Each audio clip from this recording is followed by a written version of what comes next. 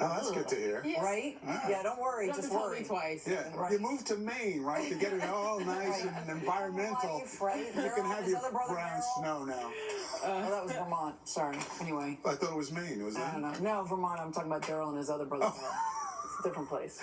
But we digress because there's a storm outside. Save us. And it's only going to get worse throughout this afternoon and this evening. Right now, it is just wet and cloudy, a gloomy day with temperatures in the 50s. It is a mild afternoon, now up to 60 in Central Park. These numbers are about 14 degrees warmer compared to this time yesterday. We could get close to records in some areas. More about that in just a second.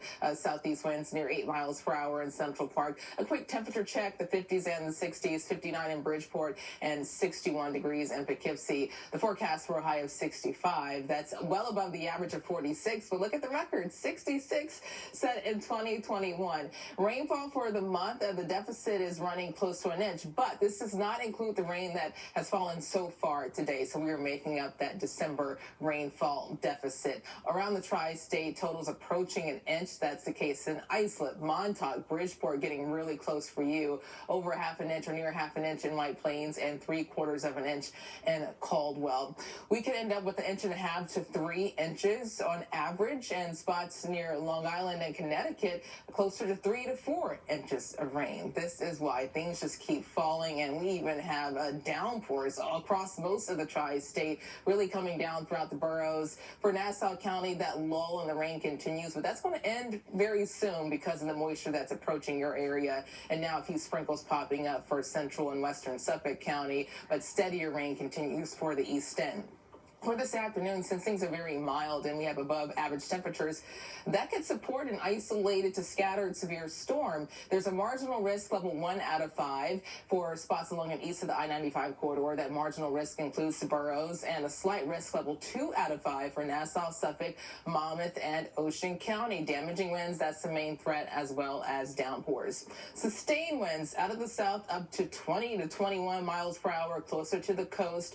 And for this afternoon, we have current gusts around 35. We're in for the strongest winds basically between now and 10 to 11 p.m.